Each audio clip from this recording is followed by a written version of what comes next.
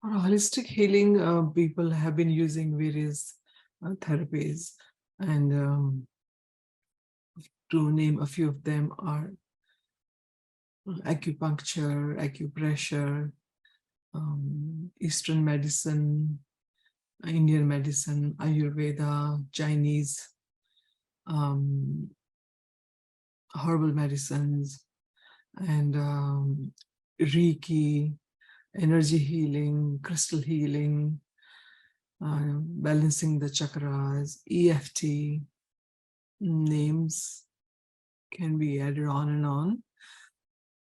And people use one service and then they use another service, and sometimes they get confused in all these services and kind of do not know the headway out of it. Healing someone or healing your own self needs patience and following the process and going through it one step at a time.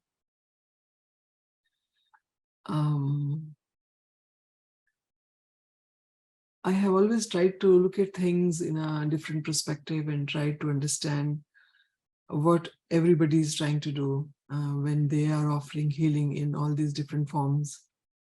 They're basically addressing you. They're basically talking to you and nurturing and supplementing food in your body and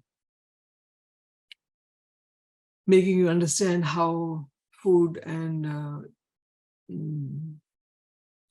you interact with each other. That's why herbs and medicines, they have become part of healing. So there is a conventional way of healing, which is pretty symptomatic. In symptomatic form is that when you match the pill with the ill and see the symptoms and then take any medication which can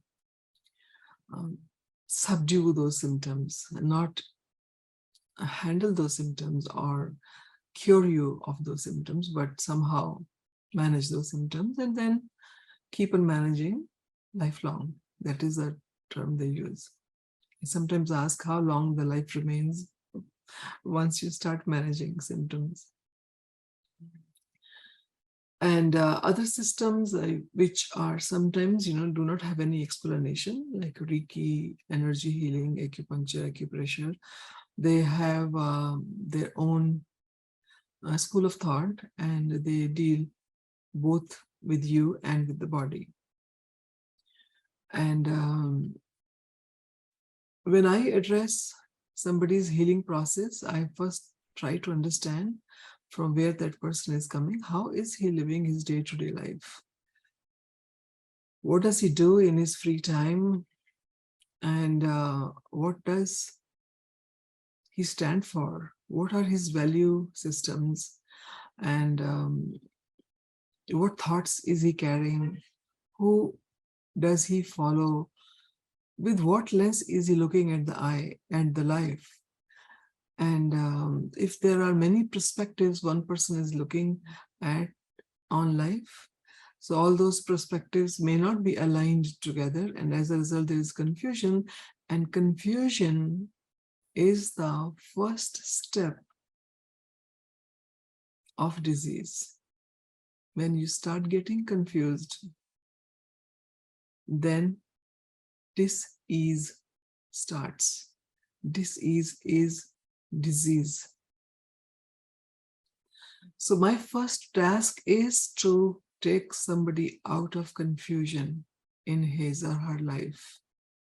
I just check with them how many or how they are addressing their life, how many ways they go at one particular moment, how many people are influencing their life, how many chapters they have opened of their life, which they are reading simultaneously. So confusion is the first step when healing goes out of the window, and we have to sort out the confusion as the first step of healing. And then you use any system of therapies, which I mentioned earlier. But in case life is not sorted out and confusion is not taken care of, none of the therapy remains as effective as it is claimed. So if you are listening to this or you're reading the blog, I have translated this too. Look at all the various aspects of your life from where the confusion is emerging. Close some windows of your computer.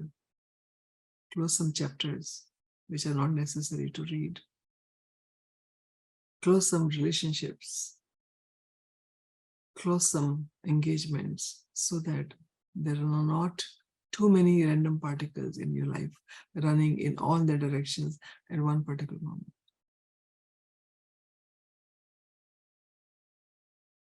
So I will repeat again. Confusion sets the onset of disease.